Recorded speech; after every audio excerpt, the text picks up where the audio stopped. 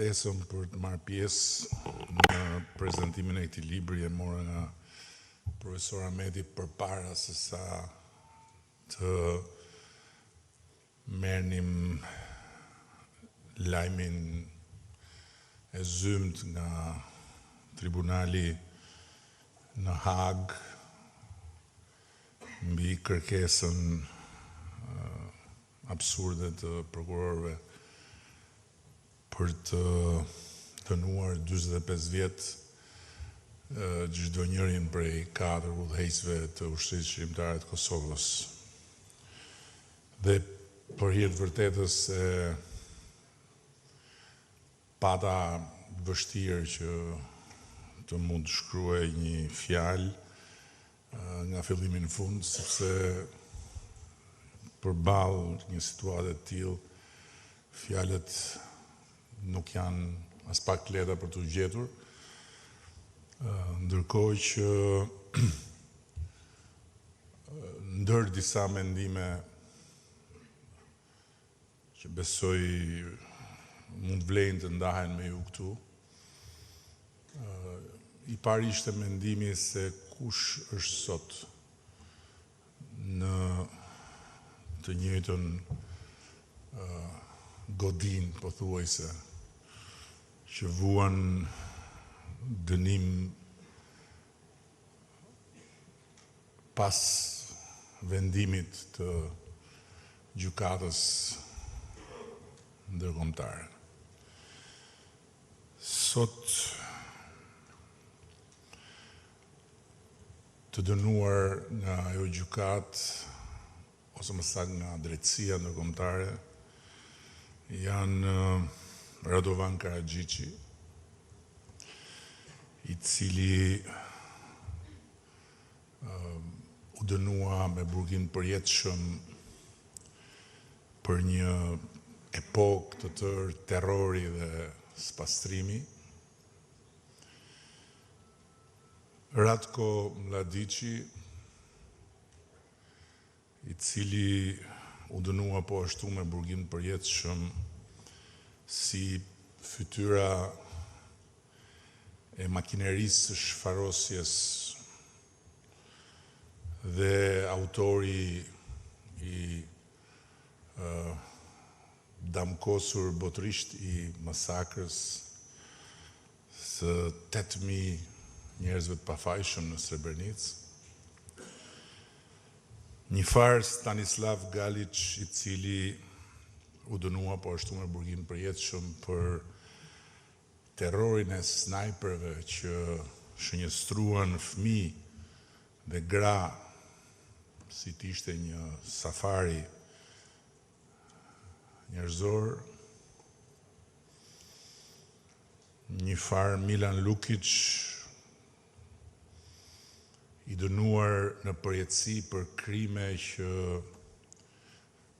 lën pa fjalë dhe fjalorin e më të keqes. Dikush që lidhte njerëz të gjallë dhe i hidhte në lumë duke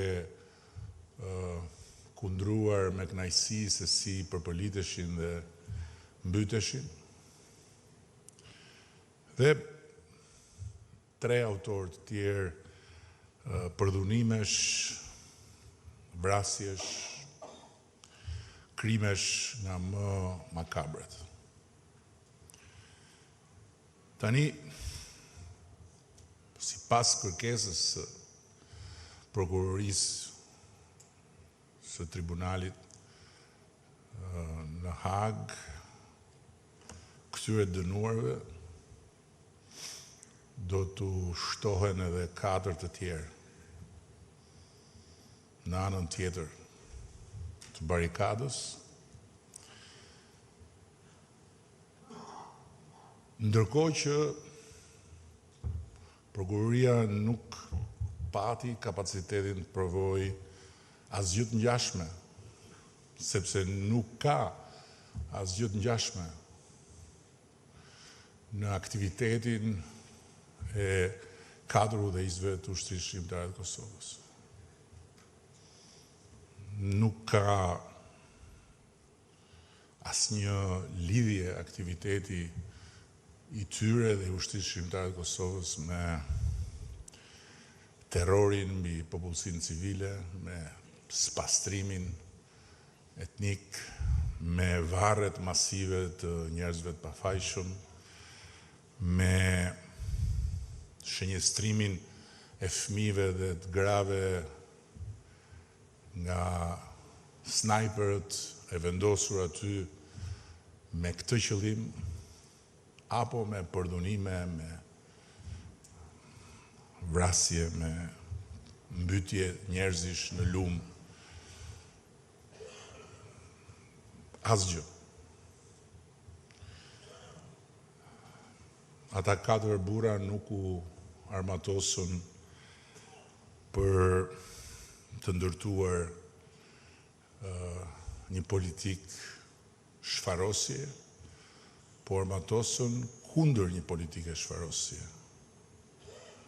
Ata nuk u armatosën për të imponuar sundimin e tyre në një territor të huaj, por armatosën për të hequr qafe sundimin e të huajve në tokën e tyre. Dhe faktikisht, ata vetë me dorën e tyre e votuan në Parlamentin e Kosovës një gjykat e cila në letër është një gjykat e Kosovës. Nuk është një gjykat për të vendosur në bankën e të akuzuarve Kosovën. Dhe faktikisht, sot jemi në kushtet kur ka marrë formë thuajse përfundimtare, pasi fjalën e fundit e ka sigurisht gjykata, një plan shumë afatgjatë, jetësimi i cilit ka nisur me raportin famkeq të Dik Martit që mos gjet kur prehje aty ku është, për trafikim të organeve nga udhëheqja e ushtrisë shqiptare të Kosovës. Dhe ai plan është shtyrë përpara nga përfaqësuesit e Vladimir Putinit në Këshillin e Evropës. Dhe motutje është ngritur mbi një rezolut të Këshillit të Evropës, të cilën sot e gjithë ditën për turpin e vetë Këshillit të Evropës nuk gjen kurajon ta rishikojë, pasi asnjë lloj trafiku organesh nuk është provuar në asnjë formë. Dhe pastaj i plan ka vazhduar mëtej me një gjykat, një proces që ka marrë jetë në ditën kur presidenti i Republikës Kosovës ishte nisur për Washington. Dhe është kthyer nga rruga e një takimi ku do të hidhej një hap tjetër për normalizimin e marrëdhënieve me Serbinë nën kujdesin e presidentit të kohës dhe të sotëm, njëkohësisht Shtetet Bashkuara, presidentin Trump, pasi qartësisht forcat tjera nuk e dëshironin që të ndodhte ajo gjë, dhe qysh nga ai moment presidenti i Kosovës është marrë peng. Tani mund të jetë sekret shtetëror këtu në Kosovë, por nuk është sekret shtetëror për mua që edhe presidenti i Kosovës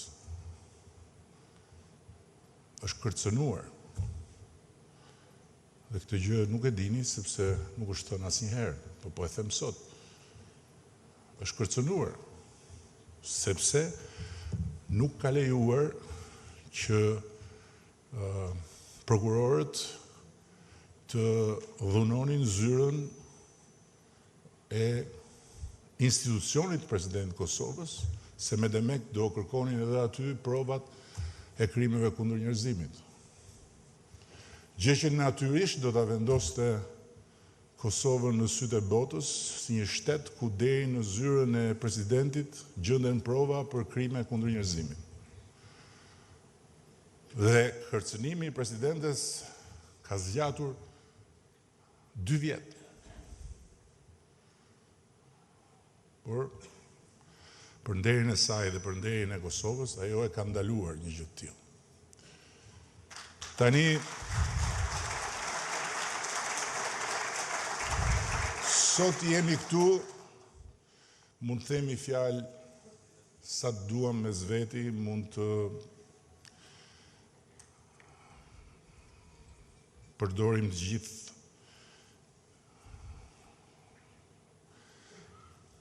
qoshet e pasura të fjalorit gjuhës shqipe për të nxjerrë dufin legjitim ndaj një prokurorie idiotësh, por çështja është që ata nuk janë thjesht idiot.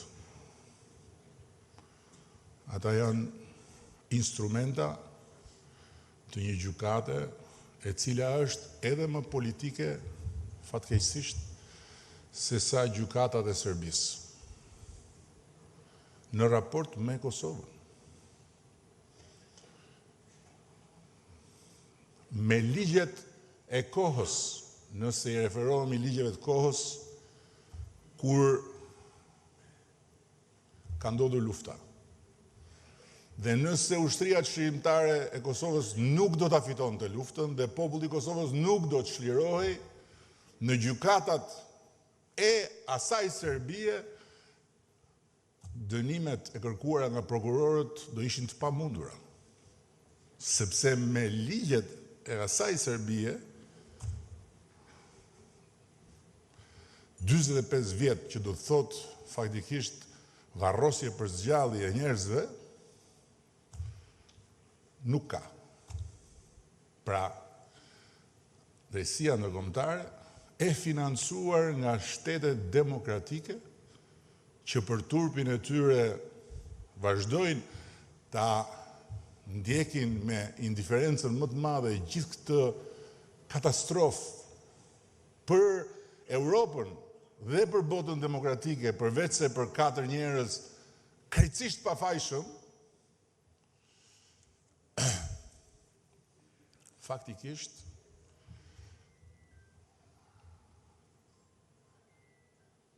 bën që ne sot të ngrem një pikpyetje për veten tonë se çfarë mund dhe duhet bëjmë. Nuk e kam përgjigjen për këtë. Por jam i sigurt që duhet bëjmë diçka ende më shumë për këtë. Sepse është një katastrofë për vetë drejtësinë ndërkombëtare, për vetë Europën, për perëndimin demokratik, të cilin Kosova e testoi dhe fatmirësisht perëndimi duke e njohur Kosovën kaloi testin e humanizmit vet. Por nëse sot perëndimi nuk e kalon këtë test dhe merr përsipër varrosjen për zgjallje të 4 njerëzve të pafajshëm, duke faktikisht lënduar si s'ka më keq popullin dhe Republikën e Kosovës, atëherë ky mbetet një problem shumë i madh. Nuk di të them më shumë fjalë, po di që kjo është pengmarrje për arsye politike, jo të perëndimit si i tërë, po të atyre forcave që kanë dashur të barazojnë dy gjëra që nuk barazohen dot. Dhunën etnike të një makinerie lufte tërësisht fashiste dhe luftën shqirimtare të një ushtrie e cila emrin e ka pasur ushtri, por në fakt ka qenë një mobilizim popullor ku ata të cilët janë trajtuar atje në gjyq si komandant të një force të rregullt kanë qenë udhëheqësit shpirtëror, moral dhe politik të këtij mobilizimi. Dhe mbi të gjitha ka diçka tjetër që është ende më e rëndë, sepse në qoftë se për perëndimin flas, në qoftë se Hashim Thaçi, Kadri Veseli, Jakub Krasniqi dhe Recep Selimi duhet varrosen për zgjalli për luftën dhe për çfarë ka ndodhur gjatë luftës në Kosovë, atëherë duhet të vazhdojnë arrestimet. Duhet arrestohet Bill Clintoni, duhet arrestohet Javier Solana, duhet arrestohen Tony Blairi, nuk diskutohet,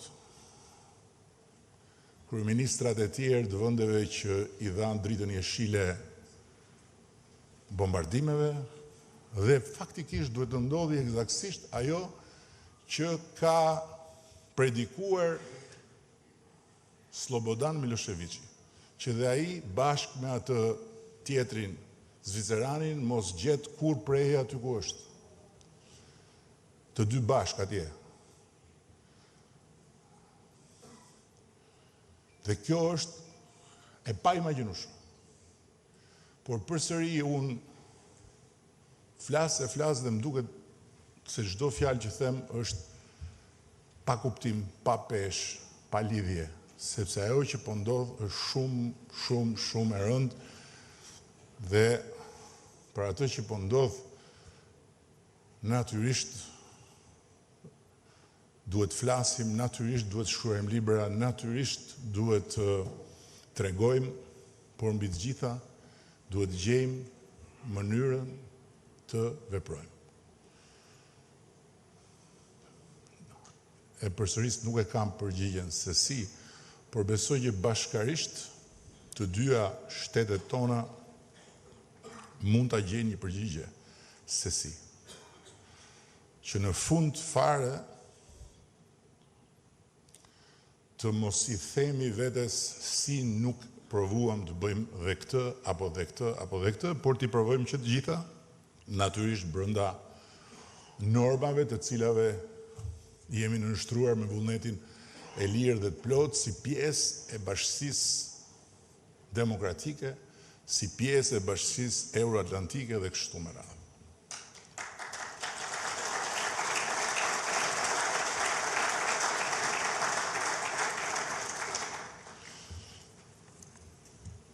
Profesor, faleminderit edhe për ftesën, ishte vërtet kënaqësi që të isha këtu, do të kisha dashur që të ishim së bashku në këtë promovim pa pasur mbi shpatulla këtë barën e madhe të atyre 45 vjetëve për secilin prej 4 pengjeve të drejtësisë ndërkombëtare, por siç e ka treguar dhe historia e Kosovës dhe historia e çlirimit të Kosovës dhe historia e shtetëndërtimit të Kosovës, ka sfida të cilat i zgjedhim, ka sfida të cilat na zgjedhin. Ajo që na takon është që të mos i lëm pa i fituar të parat dhe të mos i shmangemi të dytave, duke bërë gjithçka që kemi në dorë për të fituar. Unë besoj që nëse shpresa, siç thonë vdes e fundit, shpresa lidhur me kërkimin e drejtësisë dhe mbi të gjitha lidhur me besimin tek rruga e arsyes atyre që do t'japin gjykimin përfundimtar, nuk do vdes dhe në asnjë mënyrë nuk duhet lënë që të vdes. Shumë faleminderit gjithëve.